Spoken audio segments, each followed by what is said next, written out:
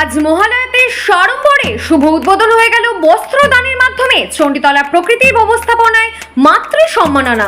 স্বয়ং মুখ্যমন্ত্রী ভার্চুয়ালের মাধ্যমে এই শুভ উদ্বোধনটি করেন। শুভ উদ্বোধনী এই অনুষ্ঠানে উপস্থিত ছিলেন শ্রীরামপুর লোকসভা কেন্দ্রের সাংসদ শ্রী কল্যাণ ব্যানার্জি, আরামবাগ লোকসভা কেন্দ্রের সাংসদ মিতালি বাগ, হুগলি গ্রামীণ পুলিশ সুপার কামনাসি সেন এবং হুগলি জেলার শাসক মুক্তা আর্য, হুগলি জেলার শিক্ষা সংস্কৃতি বিভাগের কর্মাধ্যক্ষ সুবীর মুখার্জি সহ নেতৃবৃন্দ এবং চণ্ডীতলা প্রকৃতির কর্মকর্তারা এবং চণ্ডীতলা নবজাগরণ সংঘের সমস্ত সদস্যবৃন্দ। চণ্ডীতলা নবজাগরণ সংঘের এবারে পুজো রজত জয়ন্তী বর্ষে পদার্পণ করলো। নবজাগরণ সংঘের এবারে ভাবনা পটচিত্রের ইতিকথা। এই পুরো ভাবনাটাই পটের ওপর চিত্রকলার মাধ্যমে ফুটিয়ে তোলা হয়েছে। লক্ষ্মীর পাঁচালী আদলে তৈরি করা হয়েছে দুর্গা প্রতিমা। চণ্ডীতলা থেকে সুদীপ ভট্টাচার্যের রিপোর্ট, বেঙ্গল নিউজ এক্সপ্রেস।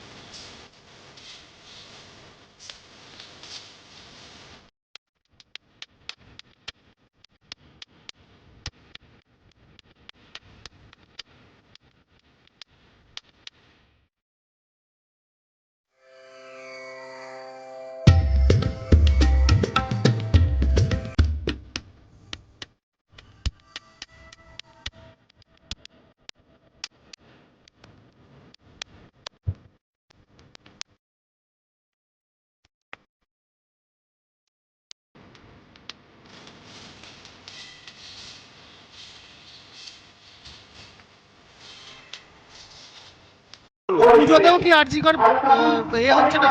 পুজোতেও আরজিকর নিয়ে বিভিন্ন মিটিং মিছিল হচ্ছে পুজোর সময়। দেখুন, এ নিয়ে তো বলার কিছু নেই। ওনারা অনেক সুবুদ্ধি সম্পন্ন মানুষ, তাদের মানসিকতায় যা মনে হয় তাই করবে। তাদের মানসিকতায় যদি মনে হয় যে না, আমরা কাজ বন্ধ করে মানুষের কোনো পরিষেবা দেব না, গরিব মানুষরা পশ্চিমবাংলায় পরিষেবা পাবে না, তা তো বলার কিছু নেই। ওরা তার প্রচণ্ড শিক্ষিত মানুষ, সাধারণ মানুষ তাদের ভগবানের চোখে দেখে।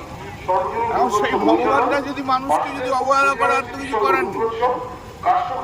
সুপ্রিম কোর্টে মামলা চলছে, সুপ্রিম কোর্টে ম্যাটার পেরিয়ে, সুপ্রিম কোর্টের অর্ডার অনুযায়ী সব কিছু হচ্ছে।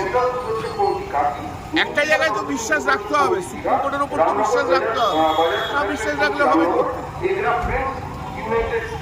শুভবুদ্ধির উদয় হবে এটা ভাবছে। সে আমি কি বলবো, আমি তো আর মালিক নই, শুভবুদ্ধি হবো কি না হবে, আমি তো মালিক নই। আমি বলতে পারি তারা তো সব শুভবুদ্ধি সম্পন্ন মানুষ, চেতনাবোধ রয়েছে। সেই চেতনাবোধ থেকে কি করে এই জিনিসটা আসে যে আমার 10টা ডিমান্ড দাবি না হলে আমি মানুষের পরিষেবা দেবো না, আমি ডাক্তার, আমি দেবো না, এটা আসে কি করে আমি বুঝতে পারছি, আমি এটা বুঝতে পারছি।